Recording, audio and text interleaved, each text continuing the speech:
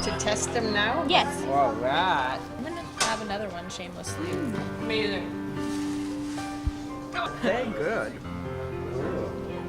They're fried zucchini flowers from the gardens here at Dawson. Today we looked at the 3 gardens that they have, and we looked at some of the veggies and herbs that they've been growing on the roof of the school, which is really, really nice. That's still coming up. Woohoo! We're making lunch with the harvest actually. So here at Dawson, they harvested cabbage, parsley, kale, onions, cucumbers, all kinds of stuff. And then we actually came up with a couple of different recipes, and then we were making lunch with the actual harvest together. So to talk about community and sustainability, we are breaking bread, though there's no bread. We are breaking pasta together. There's also a duck that had babies in the courtyard over here. Baby ducks. And the mother flew away because there was too much commotion. So I'm hoping that the mother flies back. Because otherwise the little ducks are in trouble. Because they don't have the proper conditions, they don't have food. There is no like a real lake, so actually they should go to a natural place instead of being here.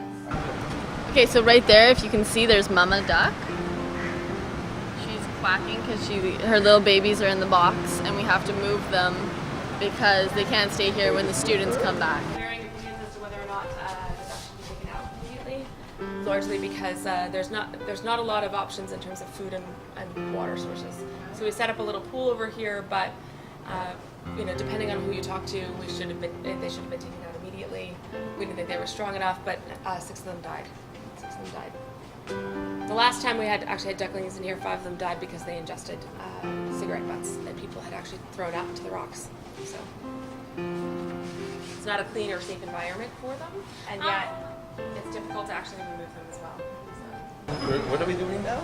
We are going dumpster diving because we were all supposed to bring a plastic bottle for the next part of the experiment. And some of us, such as absent-minded professors, forgot to bring them. So now we're going dumpster diving at Dawson in order to retrieve plastic bottles. And I think I see a dumpster right there. I might just go. No.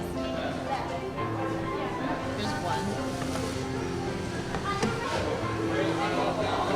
Garbage picking. It's largely because I think a significant portion of a lot of dumps now and recycling is actually made up of these plastic water bottles, which actually, when they've tested the water in them, very often the water is no better than, and can sometimes be worse than actually just having tap water. So when they did a recent study actually looking at the difference between tap water and water and that is sold over the counter like this, very often tap water was better in terms of actually lack of contaminants and that sort of thing.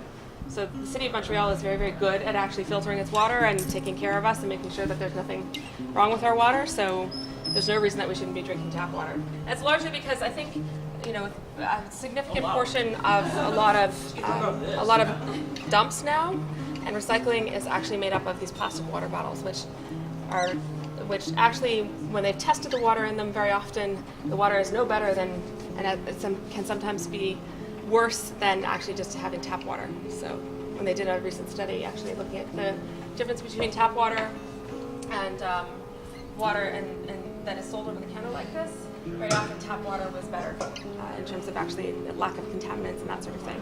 So the City of Montreal is very, very good at actually filtering its water and taking care of us and making sure that there's nothing wrong with our water. So there's no reason that we shouldn't be drinking tap water.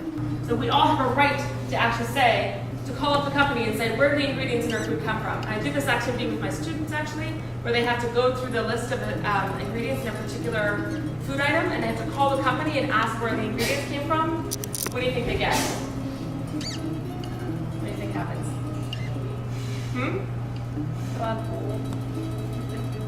I'm sorry, that's proprietary information. That's the response.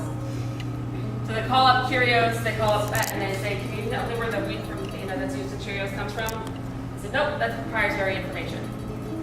You're not, so the food sovereignty movement starts off with the basic principle that you and I, all of us as a community, have the right to self-determine where our food comes from, and well, first of all, to ask the question of where it comes from, and then also to determine and have control over where our food comes from. Right? And so instead of actually supporting food security and supporting the industrial food system, we should be able to save our own seeds. We should be able to ask those kinds of questions. We have a right to know. And more importantly, as a community, we have a right to decide where our food comes from. And so food sovereignty initiative is very much focused on empowering communities.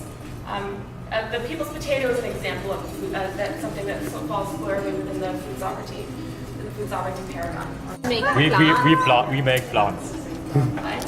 You said, growing your own food is like putting your own money. Because basically, if you save your seeds, you push it, half an inch in, not very deep, because otherwise it won't germinate. Okay, 1 seed each. How much? Everybody is always amazed. Oh my God, this seed is so small, right? Yeah, no, but like More sun actually on this side. In a week, you'll see that you can come back and visit them if you like. They'll be sprouted back.